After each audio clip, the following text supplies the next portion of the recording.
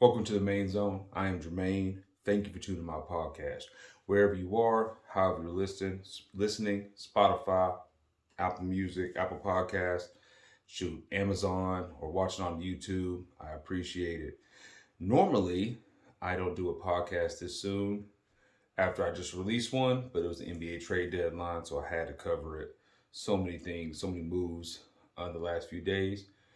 Well, today, really. And then also, I needed to discuss LeBron James, passing Kareem Abdul-Jabbar. So that happened the other night against the Thunder. I'll dive into that. I'll give my Super Bowl pick and then talk about these trades, and then we'll hop off. Let's begin with LeBron. All right. So first, congratulations to LeBron James on becoming the all-time leading scorer in NBA history. What an amazing accomplishment. It's a testament of his hard work, dedication to his craft, the ability to stay relatively injury free for 20 years, and then also to perform at a high level. Like I said the other night, he has exceeded expectations. So big ups to him. I'm passing Kareem. It was done against the Thunder. Now what is it? Two dribbles went to the left elbow, fade away, knocked down. It was so cool though watching all the cameras on him, cell phone cameras that is, watching and videoing, and there was Phil Knight just sitting there, being present in the moment and not recording anything, just sitting there taking it, knowing that thousands of people are videoing. So if you want to see a video, but he can. But I thought that was cool. Him just sitting there and just soaking it in. But again, congratulations. I think the NBA went over the top on the celebration right after it actually happened because it kind of messed up the flow of the game. Um, but Kareem was there, presenting with the ball. I mean, it was awesome. Again, like I said the other night, I never thought someone would break that record. So it was. I stayed up to watch. I don't really watch a lot of NBA games all the way through anymore, just because they're just in the regular seasons, it's really just pretty boring. It's a bunch of threes and layups, no defense. So I did watch that game, and I it was just great to watch. I mean, to see LeBron pass that and, you know, live in that moment from the standpoint of realizing all of his hard work um, allowed him to break that record. Now, I will say again, here's if you want to talk about the differences between these two, well, these what people consider the GOAT athletes, and it is, well, the Lakers lost one, but two, it was the amount of fanfare during the game. If you see any pictures of it, nothing wrong with Kareem coming out, great gesture. Nothing wrong with his family being out there. But next thing it's all of Hollywood and all the celebrities just interrupting the flow of the game, which took a little bit away of the momentum that the Lakers needed to win this game. I mean, heck, they're still fighting for a playoff spot, and they're like in 12th right now. So to me, that was something that should have been done probably at the end of the quarter, just a few seconds left, or even after the game, but get the dub first. Which takes me to the fact that, again, LeBron, he'll go down as having the greatest career of any basketball player of all time. I just don't think he can catch Jordan. I mean, Jordan's like a myth. Like, it's hard to explain to people that are younger. And again, Jordan's not even my favorite player, but it's just hard to explain to younger people the impact Jordan had on the league and just how dominant he actually was. So it's fair to say, I think, that LeBron will go down having the greatest career, but not be the greatest player, and that's okay. But he could be top one, top. I mean, he could be the second best player. You know, when it's all said and done. But which leads me to tonight. Before I get to the trades and all that, it was disappointing that he didn't play tonight in this marquee national televised game against the Bucks.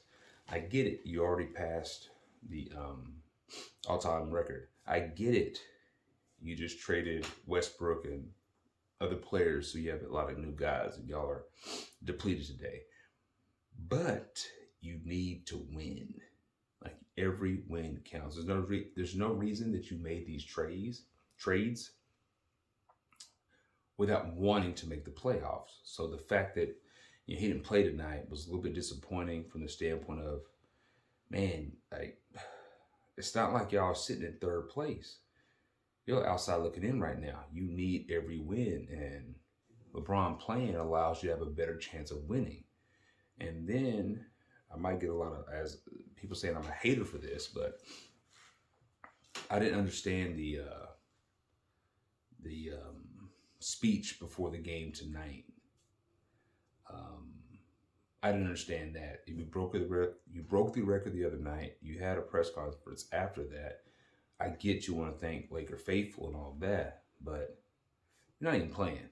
Like, I think that was. I just don't understand the purpose of it. But I'm not LeBron, so let's just move on. I just don't get it. But speaking on that game, I will say I think everybody wishes that AD had the dedication, drive, focus, and just will to win as Giannis. And it showed tonight. But let's hop into some football right quick. All right, congrats to Patrick Mahomes winning the MVP. Well deserved. No knock on that. I mean, it's a gimme for him this time around. I mean, led the league in passing, I believe, but most importantly, led the Chiefs to the Super Bowl without all of his weapons. So big ups to Patrick Mahomes. Nick Bosa got Defensive Player of the Year, and Justin Jefferson got Offensive Player of the Year. That's really a lot I got to say about NFL other than the Super Bowl. So, Philadelphia versus Patrick Mahomes and the Chiefs. I've been thinking about it for 2 weeks. Still upset that the Cowboys just folded, but I'm gonna go with the Eagles. I think their pass rush will get to Mahomes, and I think they're just a better team. Now, if Mahomes pulls this off, I'm not going to say he's the greatest quarterback of all time like Nick Wright or someone, but he will be moving on and moving up the ranks of all-time quarterbacks. Remember, you got to do it for a lot of years, but he's on his way. I mean, so, hopefully it's a good Super Bowl. I'm going to say, let me think. Let me go. Let's go 38-35. That might be too high, but whatever it is going to be, I got the Eagles winning. Before I hop into these trades, I do have to go back to AD right quick. It was so funny what Reggie Miller said during the game. And he said, if y'all noticed it, he said, every time AD grimaces, he misses 3 weeks. If that's not hilarious on live TV, I don't know what is. I'm not a big fan of Reggie Miller calling games, but that was funny. I had to throw that out there right quick. All right, so trades. We already know the Kyrie to the Mavs, what I said about the other night. And they look great. The Mavs looked great last night against the Clippers. Kyrie was doing his thing, moving the ball. I mean, they look great. He sounds very positive. Again, I'm a Kyrie fan, so I hope it works. I think it looks good. I think they're going to mesh well with Luka. So here we are going to bed last night, and then bam, pow. KD traded Phoenix for Cal Bridges. What was it? Jay Crowder and Cam Johnson. And then Brooklyn got a bunch of number ones. I don't want to do a grading system on these, but my goodness, did the Suns go all in? I get it. Chris Paul's older, KD's older, and always kind of been banged up the last few years, but you got to go all in. You got a window with Book, Chris Paul, and Aiton. You're proving this year that's not enough to get over the top to win. So you went and just made the splash of the night, really, in bringing over KD. I mean, you're going to really allow Booker to thrive in a lot of more one-on-one situations because KD is just gonna, is right now is playing such at a peak level when he's healthy that at his size everything comes so easy for him. So I think that trade for the Suns was amazing. I mean, you got to go all in. Holding on to a first round pick in 2027 and 29. Chris Paul's not gonna be there anymore. Your window is right now, so that I think they went all in, and congrats to them on doing that. And Brooklyn, on the other hand, we'll see how they got 11 first round picks in the next few years. So I think they're going like with the Thunder way, which is just accumulating a lot of draft picks. I don't know what they're going to do with Ben Simmons going forward. He's probably the highest paid player on their team right now, and he's not their best player, not even close. So it's kind of having like Rudy Gobert in your squad. But nonetheless, I mean, big move for the Suns. Way to shake up the West. As CJ McCollum tweeted, it's funny how John Morant said like the West is easy or something like that. Now look, they've lost a bunch of games versus the West, and the West just got that much tougher. Before I get to the LA trade, well, let's get to that. So, first, oh no, we're on that. To the Lakers trade. So the Lakers trade for D'Angelo Russell. They trade Westbrook to Utah. Mike Conley goes to Minnesota. And then some picks here and there. Malik Beasley ends up with the Lakers. And so does Jared Vanderbilt. Number one, if I'm Malik Beasley, I am going to, if I'm Scottie Pippen Jr., I want out. Malik Beasley for those that don't know, Malik Beasley used to date his mom. And so that's got to be a little funny in the locker room. But I will say this: I don't understand why Malik Beasley would even date. What's her name? What Larissa Pippen or something like that? Because I don't understand something about athletes. She's like 50 almost. Like, dude, you're in the league. Like, seriously? Like, you wanted to talk to her? I just some athletes, I just wonder, like, bro, why? Like, why did you pick her to hang out with for a while? But that's just a thought. I can't really go into that, but that is kind of funny that happened. Malik Beasley going over to the Lakers. Now, I think it's unfortunate I think Westbrook has been used as a scapegoat for the Lakers' issues. You got to remember, LeBron wanted Westbrook, knowing how Westbrook plays. I think Westbrook did a phenomenal job of accepting his role as a sixth man and playing well in that role this year. I think it's just disrespectful how media tries to portray Westbrook in the locker room. Let's appreciate Westbrook for all the good things that he is. One, he just doesn't cheat the game. I mean, the guy's out there every single night playing as hard as he can. No nights off. He's not Kawhi Leonard who wants to play every 5 or 6 games. Yes, he has his flaws in his game, but you have to respect someone that wants to play every night and then plays as hard as he does every single night. My knock on Westbrook, he's never developed the ability to shoot the ball, but it's never with how he handles himself in the locker room, or how good of a teammate he is, or is he willing to play hard. Mine has always been just, man, you got to be able to shoot that thing as you get older. But I think he was used as a scapegoat for LA. I think LA does improve with these roster moves, but it's not enough to do anything, I don't think, in the playoffs. I get it. The game slows way down once the playoffs start. And the grind of the game, and there's more defense and all those things. I just don't know if Russell and Beasley are the answer. I mean, that's all you got for Westbrook, so to speak. I do know that Westbrook's numbers will come off the book, so we'll see.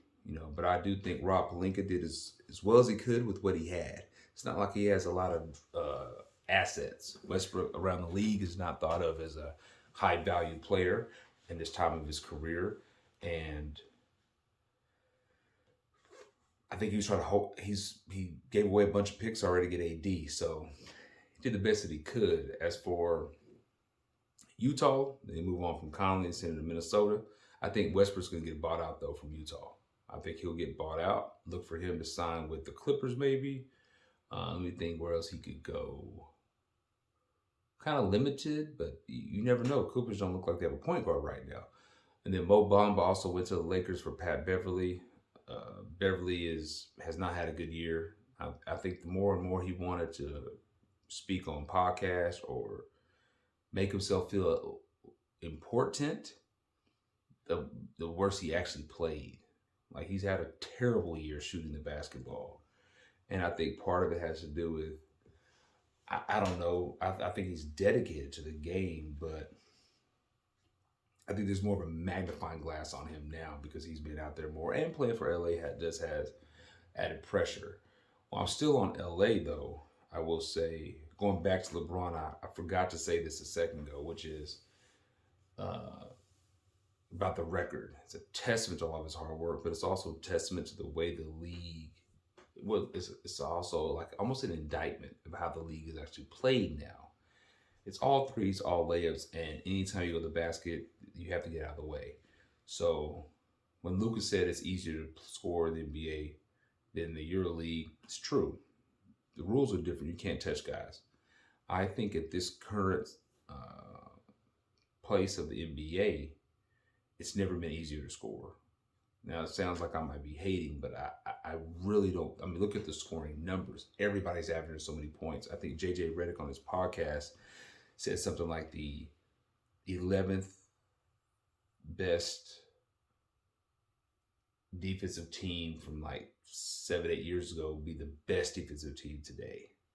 Like, it's just a different game with layups and threes and no touching, and especially when you go to the basket, you just got to get out of the way. Everything's a flavor if you just go for the ball. So again, no knock.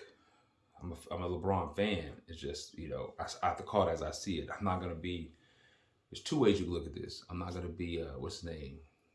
Whitlock, and just sit here and bash LeBron to death like he does. I mean, if you ever listen to Jason Whitlock, he just goes over the top, even worse than Skip on LeBron. But I'm also not going to be Shannon Sharp, who is like worships the ground that he walks on. So I had to get that out. I kind of forgot about it, so I apologize. But yeah, it's never been easier to score in the league. So I think LeBron, at his pace and the way the game is played, he can score to 3,000 to 4,000 points before it's all said and done. All right, so back to the trades.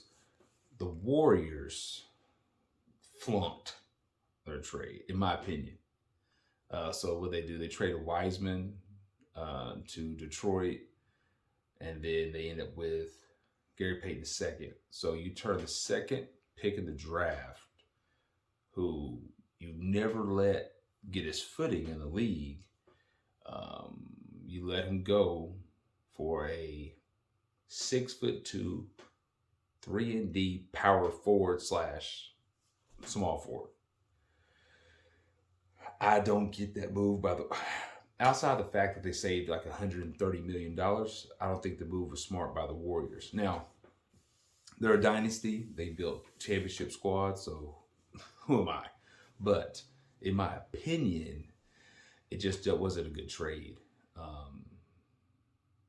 I guess around the league, there's not a lot of value for Wiseman, but there was a time that you might have been able to get KD for him.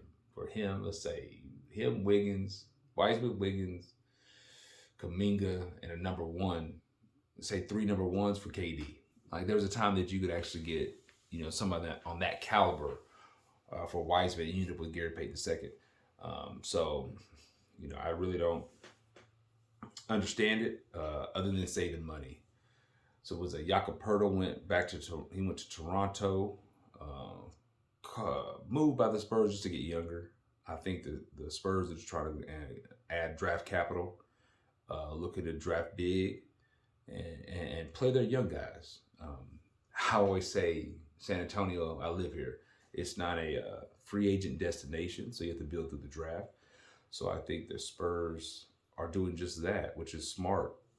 Gaining a lot of draft capital, playing all their young guys, allowing them to develop in the game, and also just see what they all have, and then hopefully they land a top 2 or 3 pick in the draft, and then they start to ascend again. So I think they saw the writing on the wall. I don't think they want to commit $20 to $25 million to Poeltl going forward. He's 27 years old, so he doesn't fit their timeline. That's how I look at it. He's a little bit too old to where the rest of their guys are that play major minutes for them.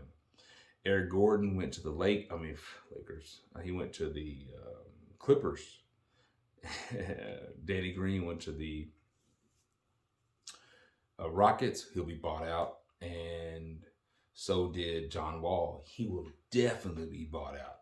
If you all listened to his podcast just a few weeks ago, he described his time in Houston as terrible. So we know he's headed out. Look for him to sign with a contender. A lot of these, older veterans will be getting bought out. So that's what you got to look for the next couple of weeks is the buyout market. Right before the deadline, I'll know the date of that. So then guys are playoff eligible. So I think Danny Green will be one of those guys. Might look for him to go to the Clippers. Hopefully LA tries to grab him because he is a shooter. Don't know how well he moves right now because he has been hurt. He's come off an ACL injury. Josh Hart, he went to the Knicks. Not a lot about that. I don't think it helps the Knicks at all. And that's it. I mean, there's some other trades. I'm not going to talk about every single one of them. The major trades, of course. Trade was Suns landing KD. The other big trade was Kyrie going to the Mavs. And, of course, everybody's talking about the Lakers move, which I think possibly makes them a playoff team, but not a playoff contender. But we'll see. Clearly I'm a Laker fan, got the hat on and everything. So we'll see how they do moving forward. The league is about to head to the All-Star break. Again, going back to I'm disappointed that LeBron didn't play tonight against the Bucks, matching up against Giannis. And then Giannis just went to work on AD. But I'll catch you all again in a couple weeks. Continue to listen, continue to like, and continue to subscribe. And leave some comments. I don't mind. I have people that watch that I actually even work with. And I'm like, yo, man, leave a comment so we can go back and forth. But I get it. We go back and forth right at work. But again, just continue to support. I appreciate it. And as always, be safe. I'm out.